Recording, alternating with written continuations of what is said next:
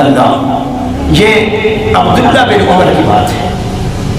عمر کے بارے میں کوئی شک تو نہیں کہ کون سے وہ غریب تھے، بھوکے تھے، لیکن اتنے بڑے، یعنی کہ جو ملک پورے کا ملک کا بادشاہ ہے وہ معمولی اشیاء رکھتا ہے، پھر ملک اتنا نہیں ہے، یعنی جتنے آج کل جتنا سعودیہ نہیں ہے، جتنا ملک عرب ہے جس میں کم و بیش کوئی 25-30 کے قریب حکومتیں ہیں، وہ سارے کا سارا علاقہ ایک کے ساتھ ہے۔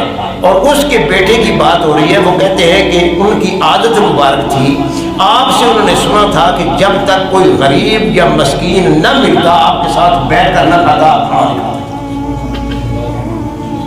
اب صحابی کی بات ہو رہی ہے، ایک صحابی بیان کرتے ہیں، وہ کہتے ہیں کہ آپ صلی اللہ علیہ وسلم یہاں عبداللہ بن عباس کی، عبداللہ بن عمر کی یہ عادت تھی کہ لا یا کرو حتی یوتی بمسکین، یا کرو معاہو، آپ کے ساتھ بیٹھ کر، وہ مسکین آپ کے ساتھ بیٹھ کر کھانا کھاتے تو کسی کو کھانا کھلوانا اور بات ہے، ساتھ بٹھا کے کھانا، کچھ سمجھ آتی ہے بات کی؟ میں اپنی بات کرتا ہوں کہ میں جس خانوادے سے میرا تعلق ہے، میں نے نہیں دیکھا کہ کوئی آدم بیٹھ کر کسی دوسرے کے ساتھ ایک برتن میں مل کر کھاتے ہو۔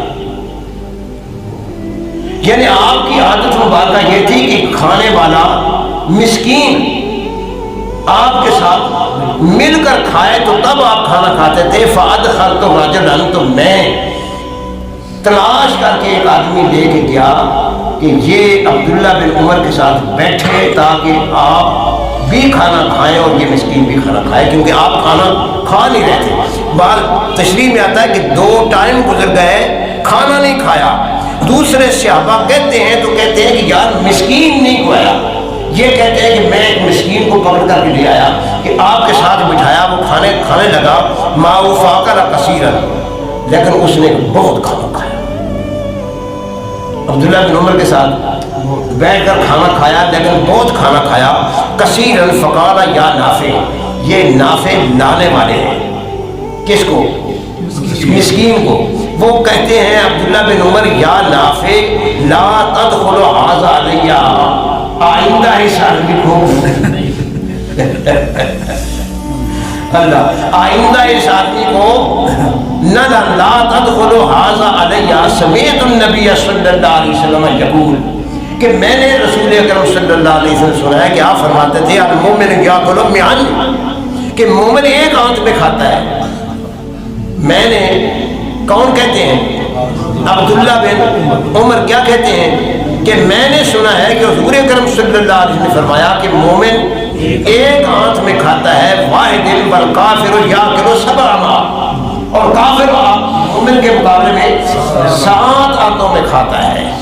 یعنی کفر اور اسلام کا معیار تو آپ دیکھیں کہ جتنا کھانا کم کھائے اتنا اسلام پکا، جتنا کھانا زیادہ کھائے اتنا اسلام میں کچا۔ دل مانتا ہے کہنے کو کہ نہیں؟ کم کھائے اتنا اسلام میں پکا، جتنا کھانا زیادہ کھائے اتنا اسلام میں کچا۔ مانتی ہے طبیعت؟ ذرا خیال تو کریں، ذرا خیال تو کریں، دیکھو تو صحیح۔ لیکن ہمارے لیے جو کہانیاں آپ لوگوں نے بنا رکھی ہیں نا، مجھے اچھی طرح یاد ہے جی، اللہ محفوظ فرمائے۔ تو یہ سب چیزیں جانتے ہیں۔ میرے کہنے کا بار بار مطلب یہ ہے کہ جتنا کھانا کم کھائیں۔